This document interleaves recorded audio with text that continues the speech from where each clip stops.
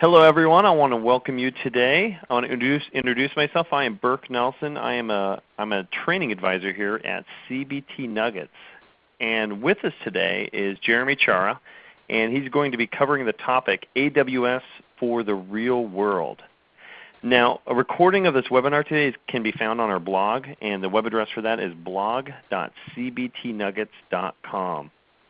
So I also want to remind participants that the chat pod is going to be available for you to submit questions, and we're going to cover some of those questions at the end of this webinar. So with that, let's get started with Jeremy. All right. Well, thank you, Burke. And thank you, everybody, for jumping in. There's a whole bunch of people here, a whole bunch of people registered, so we'll see just how big the crowd gets.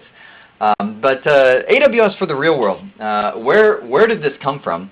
This actually came from me creating the next AWS certification series at CBT Nuggets, which is actually on AWS SysOps, which is intensely real world. It's very, in your face. You're setting this up. Everything's getting running on the AWS. And I thought, you know what? I really want to create an AWS for the real world for people that are either A, just getting into AWS, or B, want to know if they're doing it the right way, or C, for people who just want to see how cool AWS really is, because it really is fantastic. So before I get started with anything, I do want to emphasize Burke's comment on chatting in questions. I literally have the chat console sitting right here, and I realize with the number of people that we have, it can easily get overwhelming. But if you have any questions as you go through this presentation, chat them in, and I'll try and answer them as I see them fly in. Obviously, you can guess that talking and reading and going through everything at the same time doesn't always work the best, but I'll give it my best shot. So the first thing I want to talk about is kind of big picture, what is AWS? Why should I use AWS? And I guess in a nutshell, where is computing going in the next 10 to 20 years? Amazon Web Services is essentially Amazon run and supported data centers that you can lease servers instantly worldwide. That sounds totally boring if you were just taking it that. It's kind of like, okay, so I can lease a server. Is this like leasing a car? Well, kind of, but the model that AWS came up for, or I should say the model that Amazon came up with for AWS is really what the game changer. When I look at AWS, I think, okay, this is a lot of cool technology, but I would say that's about 20% of what makes AWS amazing. 80% of it is the business model. The business model is where you take a service-based mindset. You can see that right on the screen. Service-based mindset versus resource-based. Let me give you a perfect case study for this. New York Times. Matter of fact, if you want to Google it, it's really an interesting article. Google New York Times and Amazon Web Services. They actually had papers from the 1920s, 1850s, I mean, like old newspapers that they had scanned archives of, and they actually had become public domains. All of these 100-plus-year-old copies of the New York Times, and they literally had 3.3 million articles that they had all in scanned TIFF images, which were not web-friendly. And they said, okay, we need to create a system that can convert all of these essentially into web pages, into something that is web-friendly. And what they did is they used hundreds and hundreds of servers at Amazon Web Services and converted the entire library of 3.3 million articles, including images and everything else. 3.3 million articles they converted in 36 hours, and then they were done.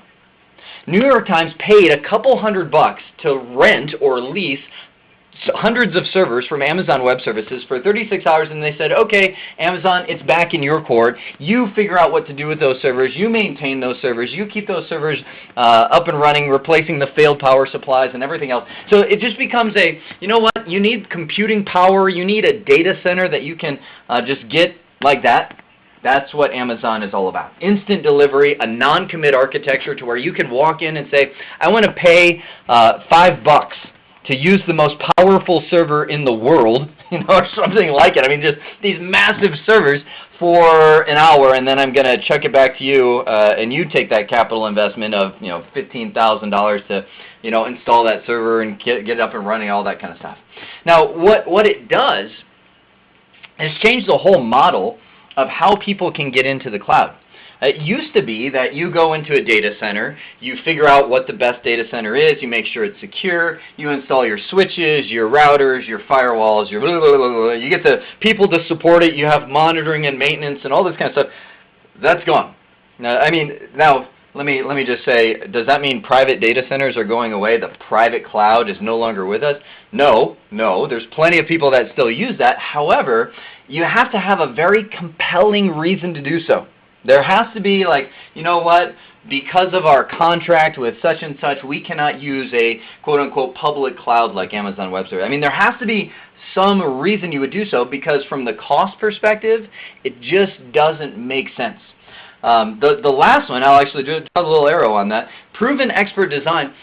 Amazon, I mean, as you get deeper and deeper into Amazon Web Services, you kind of get the feel of like, I can totally see how Amazon got here. You can tell, like, okay, as Amazon grew their website and they wanted to make it more reliable, they put this and this and this to make Amazon.com, this people who sell books, right? That's where it all started, a little more reliable, a little more scalable, and you can see them trying, kind of how they create it. And then they're like, you know what? We've created a pretty fantastic architecture for our Amazon.com website. What if we sold that architecture? And that's what they did. So you're actually leveraging the staff and technical expertise of Amazon Web Services when you go with the AWS cloud. So anyway, are there other clouds out there? Yes, there are. There's Azure. There's now Google getting into the cloud biz. And they are all very viable. They all have their own benefits. But Amazon, it's kind of like, it's kind of like Microsoft. I don't want to make this comparison. Matter of fact, I actually am going to make this comparison a little later in the presentation. But Microsoft had kind of come to the table with Windows long ago, right? And every competitor to Microsoft that comes in, like, think about somebody who's creating a competing product to Microsoft Office, right? Are they out there? Yeah, but they're kind of in their own little niches. It's like, like take Apple. They created Pages or Numbers, I think, to compete with Microsoft Word and Excel. And so I've seen people that use them, and I don't want to throw this out there. I love Apple, but at the same time, I got an attachment into my email in Outlook, like, here's a document, .pages, and I'm like, who expects that I can open this? Who would expect that they could save something in Apple Pages for? Anyway, you know what I mean, right? So it's kind of like Microsoft is dominating the Microsoft Office market, just to give one example. And that's how Amazon Web Services. They've been in this so long and they've built such a base. It's like they are the dominant player. The other ones that are coming to the table have some benefits, but as of right now, people are like, well, it's kind of like coming up against Microsoft. It's doable. And speaking of which, let's get into the real meat of where I'm going. When you get into Amazon, this presentation I created not to give you ideas and thoughts, but literally for building this the right way, right? And showing you how to get started with Amazon Web Services in a very real-world fashion. And the first thing that you do is get into VPC. As a matter of fact, I see John chatted in a question. He said, I'm interested in evaluating AWS as an infrastructure on-demand disaster recovery site. Matter of fact, John, that actually, it's almost, John is a plant, actually. We planted him to ask that question. That's the perfect transition question. Thank you, John. Into VPC. VPC stands for Virtual Private Cloud. A lot of you, I know that I come from the Cisco networking background, and networking is still my love, my passion. It's awesome, and it feeds right into Amazon Web Services. And when you start with Amazon Web Services, there's two ways that you can do it. One is through something called EC2 Classic. The other is called VPC. EC2 Classic means you come into Amazon and you say, I want a server. I don't care about anything else. I just want to run a blog, or I want to run my website, or something very simple on Amazon Web Services. That's why they created EC2 Classic. Is they're like, you know what, if you just want to come in, have a non-commit server, spin up a website, and there you go. That's all you're planning to do with Amazon Web Services, then EC2 Classic is for you, because we take care of all of the networking for you. You don't even have to think about networking. You just run your server, and that's how it runs. That's all there is to it.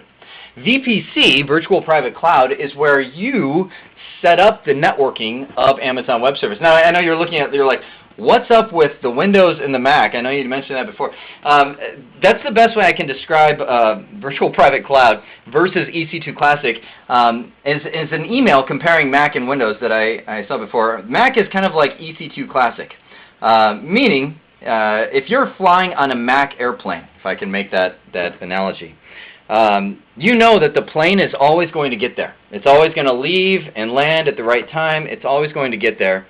But if anybody on the plane tries to stand up, the little stewardess will walk around and say, "Sit down! You're in our plane. You abide by our rules."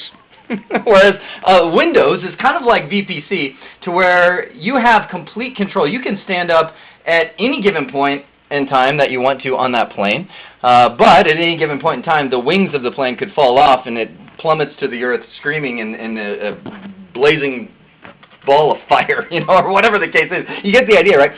EC2 is all under Amazon control. You really can't mess that up because it's on rails. Whereas VPC puts the control in your hands. You're able to do a lot more with it, but at the same time, you can easily blow something up. So let me show you how to do this the right way. I'm gonna click my share button. I know the CBT Nuggets team behind the scenes is holding their breath right now because they're like, "Do you know how to do that?" Yeah, I think I can. Here we go. So I've got Amazon Web Service. I'm hoping everybody can see this. I think you can. This is actually the Amazon Web Services Management Console, essentially where you get in and you can manage just about every aspect of Amazon Web Services. First place most people go is this EC2 world. That's where you can spin up your virtual servers. The first place you should go is to VPC. And I'm going to blaze through how to set this up the right way. In my opinion, steer clear of the wizard. Why? Because the wizard is too automated. Yes, it's a quick way to set it up, but if you know much about wizards, it's the same kind of thing. It's on rails. It's meant for everybody. It may not be customized to what you need. I just go straight into your VPCs and create the virtual private cloud. Now, what the VPC is what I would call the master subnet of the entire system. So you come in here and you name your master subnet. Now, the way Amazon Web Services work, hang on, let me jump back here to the whiteboard real quick. The way Amazon Web Services works is essentially you set up all of your subnets and all of your networking in a region. I'm using my mouse to draw right now, so forgive the sloppy handwriting. Well, you got the region, and inside of the region you have at least two, many times more, things known as AZs, or availability zones. These are the individual data centers of Amazon that you're able to come in and set up all of your servers in. And usually you'll put servers in multiple availability zones because that gives you multiple data center redundancy and failover should something go wrong. So when you set up the VPC, essentially you're setting up the master subnet for the regions. Then you can start creating the subnets of those. You can see the master subnet is between this subnet mask length. The subnets of those can be assigned to the individual data centers. So check it out. Let me show you how. I'm going to go back to my web browser where you do just about every administration piece from. And I'm going to name this. Let's just call it the master subnet. Why not? Why master subnet? And the CIDR block, that tickles my Cisco world, classless interdomain routing. Let's do 172.20.0.0/16. Now, those of you that get into the networking world know that's a Class B network address. It's huge. So from there, you can actually start subnetting your master subnet into smaller little chunks, and that's what you assign to all the little data centers. Now, check it out. Tenancy, what is that? That allows you to say whether you want to share the equipment, cost-effective, less expensive, or you want your own equipment. You're like, I want that server, and no one else can use that physical server except for me. More expensive, less manageable in terms of finances. Almost everybody, unless you've got some cash, goes with the default tenancy where you're using virtual machines created on shared equipment with everybody else. And Amazon does a good job about keeping those things maintained to where you don't have one person that just chews up the whole server or something like that. So we've got our master subnet created. What now? Now we create the subnets, the individual subnets that goes inside of there. So I'm going to say subnet 1 let's call it 172.20.1.0/24. It's going to be part of the master subnet. Now I am right now, can everybody see in the upper right corner? What's it say? North Virginia. That's where I'm at. You can actually drop that down and change to whatever region you would like, you know, from California to Oregon to Australia. Right. All the different places of the world that Amazon has a data center in, you can change right there. And so right now I'm saying within Virginia, there are, remember I just said availability zone is your data center, there are 3 data centers. 1A, 1C, and 1D. 1B went down in the ball of flame. I don't know why there's no 1B. But we get to pick what data center we get to go in. So I'm going to say the CIDR block for our subnet 1 is 172.20.1.0/24. Now, can I tell you something? This is awesome. I've set up mini data centers myself, and I know what it takes to go in and set up a layer 3 switch, to create the subnets, to create the VLANs that separate all those. And if you are a networking person, that's really what I'm doing. I'm going in and I'm creating VLANs in the Amazon Web Service Cloud that I'm able to manage, and I'm saying, well, this is 132.20.2.0, you know, VLAN 2 if you're a networking person. And I'm going to say this is also, I'll throw that in the same data center, 1A or whatever data center I want that in. 172.20.2.0/24 is my CIDR block. Yes, create. So I've got a couple subnets that I'm ready to go with. Okay, so now if you are a networking person as well, right? You've got your layer 3 switch, essentially is what we built. Your VLANs that you've created. We just did that in, I don't know what, 2-3 minutes.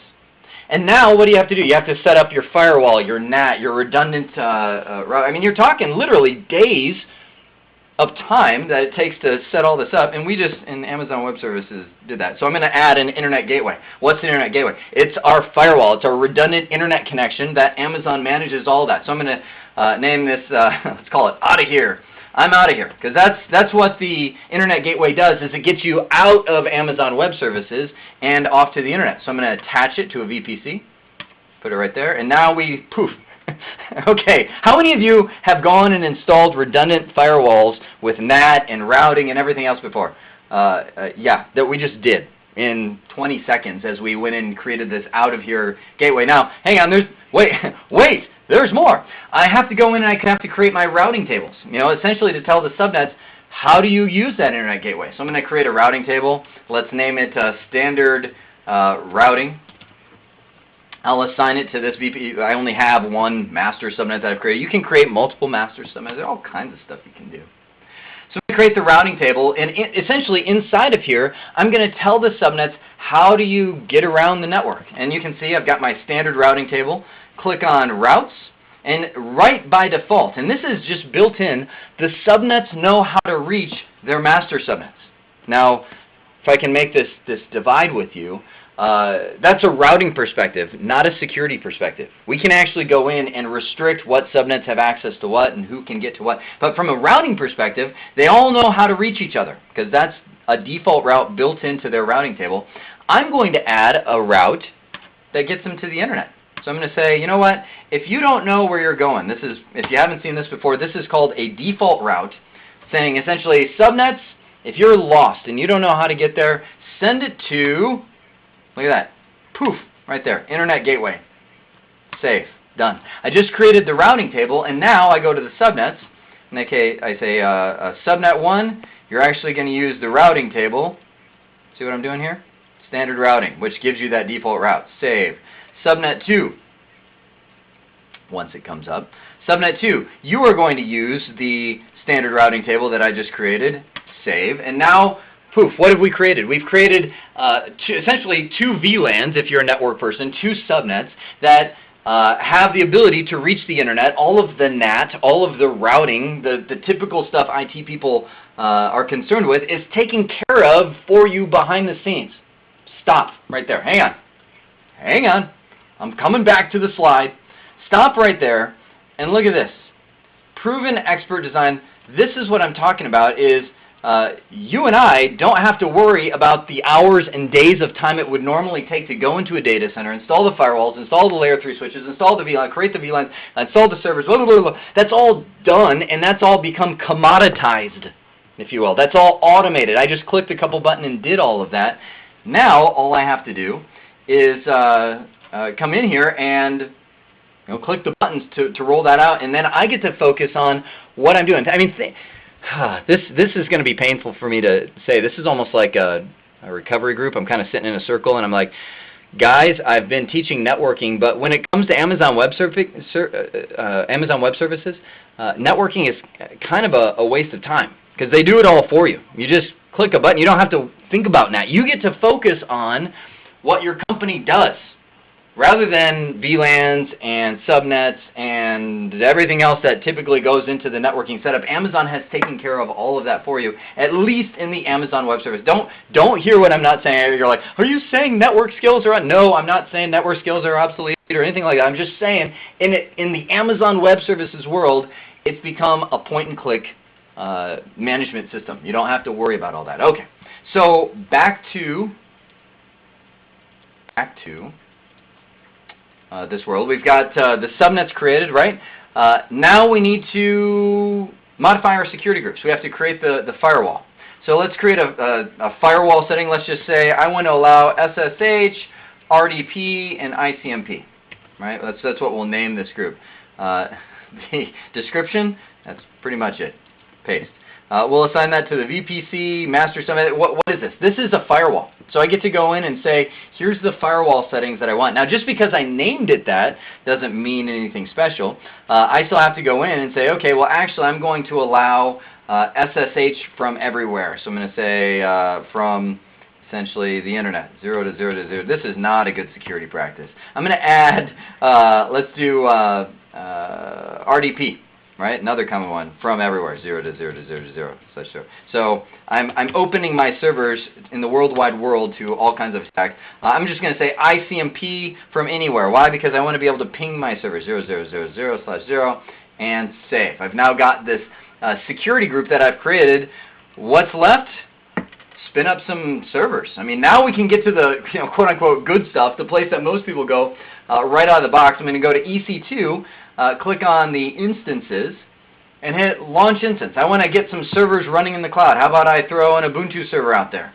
We'll use a micro server because it's super cheap.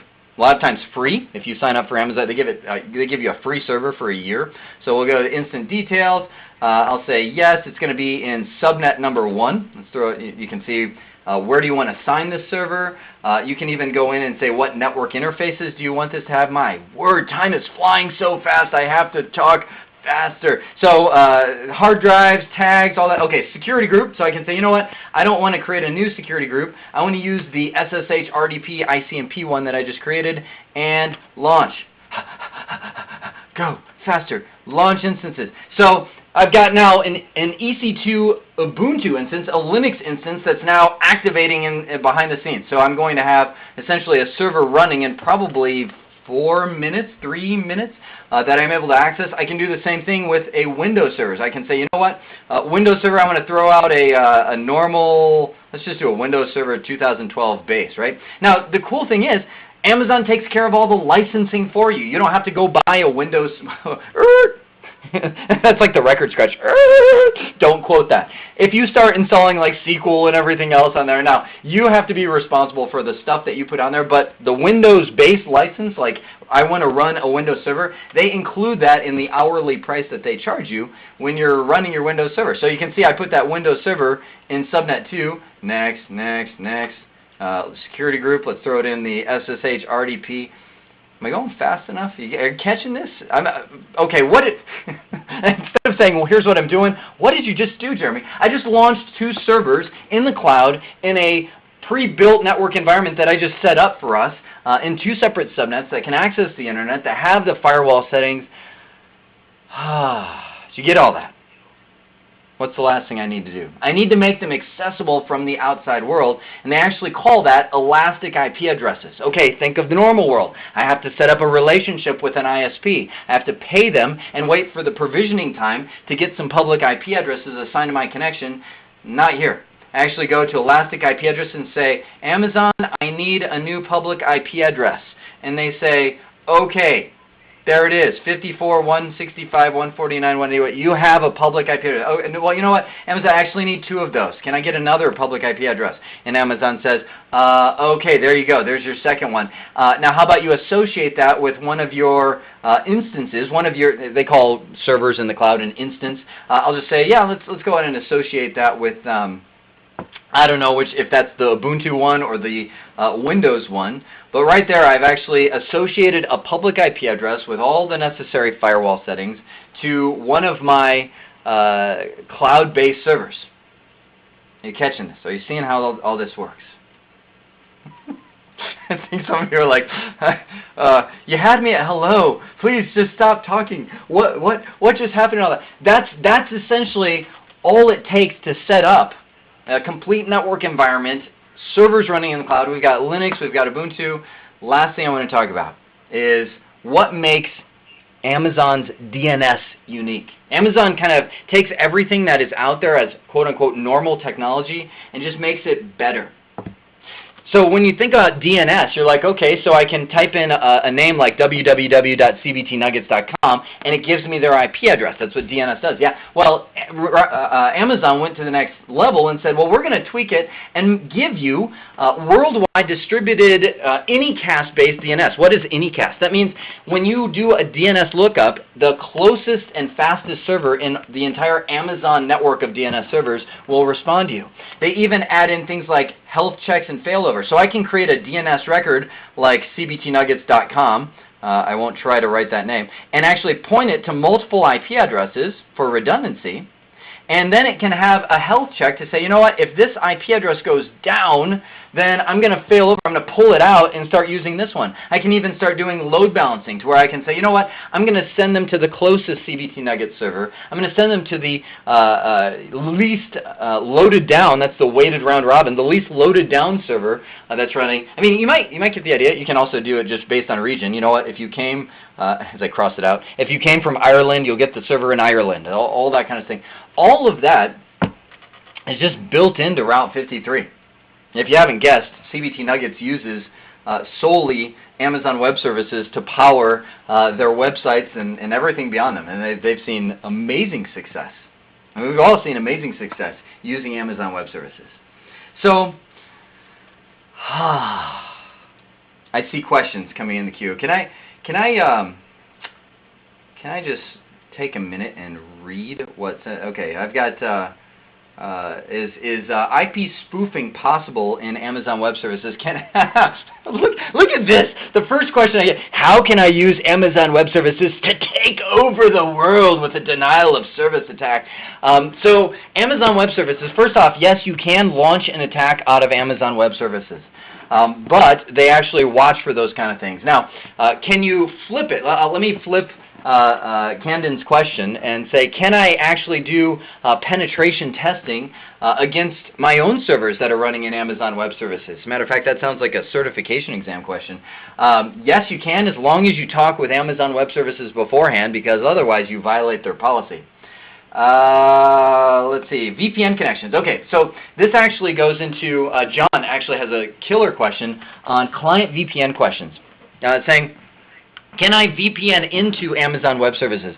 Yes, actually in the VPC that we just talked about, you can go in and set up a site-to-site VPN with your on-premise business or even another data center. Maybe you have stuff in a data center and you want to be able to establish a VPN between your data center and Amazon. That's what they have. They even have, check this out, they even have direct fiber to other data centers. They give you a list of data centers that they have direct fiber with on their website. So you can even put equipment into those data centers and tie it together, or you can get a private connection, like get a T1 line, T1. that's my father's connection. Get a high-speed Metro Ethernet fiber optic cable, something into one of these partner Amazon data centers to do that. Now, let me go back to John's question, because he's talking about VPN clients. There's nothing to prevent you from spinning up your own Linux server, Windows server, whatever the case is, whatever you'd like to do, and set up a kind of your own little remote access gateway for clients. I mean, I'm talking about putting a VPN client on your laptop and VPNing directly into Amazon Web Services, into your VPC that you have created. So Yes, John, totally possible. We can do all of that. Laura, Burke, I'm at 10:30. Can I keep going? Oh yeah, you can definitely keep going. I'm having a great time here. I don't know about you. Okay. Well, for those of you that want to take off, feel free to take off. I want to blaze through a couple more of these questions that I see here in the list, and then we'll wrap up. So Jamie is saying, if I have a configured VPC, I need 10 computers that need public IP addresses. Is it necessary to implement a firewall to do port forwarding, or can that exist a different way? Jamie, you can totally do that in VPC. All you have to do is, just like I was showing you before, you can go in and set up the elastic IP addresses. You can just request as many of these as you want. I mean, have a heyday. Hit request new addresses and try and exhaust Amazon's pool of public IP addresses. I'm sure they'll try and stop you before you do, but you can go through and allocate as many public IP addresses as you want. And before I say anything more, they do charge you for those. So right now, I just incurred some nominal fee to get that public IP address, and I'll pay for it every month. But you can just keep allocating new IP addresses, combine that with the security groups, and you've got your own firewall for those. This is how cool it gets. You can even take the network interfaces of your servers running in the cloud and make them modular. Why is that cool? Because you can literally rip off the network interface. Let's say you've got a server that goes down. You can literally, it's almost like a surgical procedure. You can have it automatically rip off the arm of that server. Burke, this is a terrible analogy. Don't use this. And attach that arm to another server to where nobody even notices they completely switch servers because you removed the IP address and the MAC address literally, surgically from that server. They call it an elastic network interface, and reattached it to another server. So going back to Jamie's question, so yes, port forwarding, firewalls, you can do it all. You can even set up your own firewall. Shani says, this is kind of awesome. Yeah. John says, do they have data centers in China? Good question, John. They are actually expanding those all the time. If you just go into the web, Google, the answer to everything, and type in, where are Amazon Web Services data centers? I don't think right now they have one in China, but they probably will. I bet you there's some political thing or something going on with, I don't know. Anytime I think China, I just think of political things.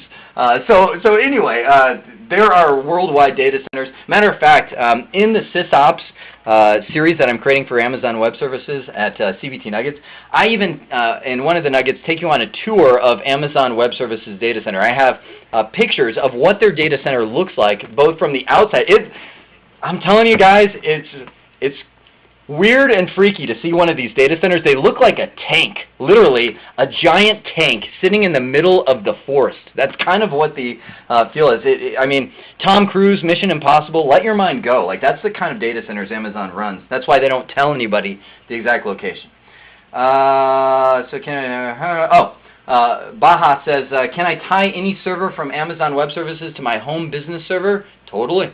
Set up a VPC connection with a VPN to your home, and you can actually have an on-site server. Matter of fact, I have a data center. I manage a data center with servers in it, and I regularly have it replicate to Amazon Web Services. There is nothing that says you have to do that in a data center. You can do that from your home all day long. And that's the other cool thing about Amazon Web Services. You can get into this for virtually no capital investment. You can just come in and start learning and getting the technology down, and you don't have to go buy a whole bunch of equipment and all that kind of stuff. Burke, I keep saying I'm catching up on the question, but they keep coming in. Every time I answer one, like 3 more pops up at the bottom. Okay. Let me hit one more because I see Andy's right there, and I want to take that one head on, and then we'll wrap up. Sound good? Good. Thanks, Burke. Yeah, that's totally so fine. Andy is saying, come on, Jeremy. You're like a freak of nature. You're totally hyped on this. What's the downside to Amazon Web Services then? Good question. what is the flip side? Why would you not use Amazon Web Services? Okay, number one, I'd say downside is you lose the see, feel, and touch aspect of running your own data center. And I will say, you can joke about it all day long, but there is something to that. I actually used that argument for the first year I was in Amazon Web Services. I was like, I don't like Amazon Web Services because I know that I can walk into my data center, I can walk up to that server, and I can touch it. And I can see the lights blinking, and I can look at the back and see the network cable that I plugged in, and it's mine. You know, I don't have to rely on Ghost Man number 10 plugging in servers that I don't know who that guy is, and you know, who's to say he doesn't come just unplug my server? And that's something you have to get past, Andy. Is get past that look, see, feel, touch. Now, the counter argument that you will hear all day long when you bring that up is, well, then don't trust Amazon Web Services. Fan it out. Start using multiple data centers of Amazon. Start, you know, bring in a competitor. Set up a VPN connection between Amazon and Azure or whatever the case is. You can do that all day long. So I would say that would be one of the only downsides. The other one would be, remember when I spun up the servers and I said the tenancy is shared versus dedicated? That means you are sharing your server with the masses at Amazon Web Services. If a whole bunch of people start hitting that server hard, I mean, Amazon, just like anybody would, over-provisions their servers. So they put more VMs on there than there are resources. It's like a bank, right? If everybody makes a run on the bank doesn't have enough money to give it all to everybody. So if a whole bunch of virtual servers start going crazy on a physical server, you could be the recipient of impacted performance. So how do you prevent against that? Well, a couple ways. One, you could go the expensive route and do the dedicated hardware. Then only you have that hardware. Or two, you can set it up the way that Amazon suggests you do, to where you have monitoring on your servers, and if any one of them goes below a certain performance metric, you literally shut it down. Remember I said you can actually detach an arm of a server, like surgically remove its network card, it's called Elastic Network Interface, and attach it somewhere else? You can get multiple servers that can spin up in a matter of seconds and move those resources around, so if you ever have a server that gets bogged down, you can just kind of gut it and take its hard drive elsewhere, if you will. I know that's a terrible picture, but at the same time, that's kind of the model that Amazon Web Services uses. Well, just answering Andy's question, I think 6 more came in. So Burke, I've got to draw the line, or we could go all day. So Burke, why don't you sum us up? That was awesome. It really, and you know, I remember this point. I'm going to steer clear of the wizard. So I won't forget that. Oh, you caught out of all that presentation? So I want to thank everyone for joining us today. And Jeremy, I want to thank you for hosting this. That was fantastic. I really enjoyed it. So I want to remind everyone that this webinar is going to be available tomorrow on our blog, and that can be located at blog.cbtnuggets.com. And thanks once again for coming.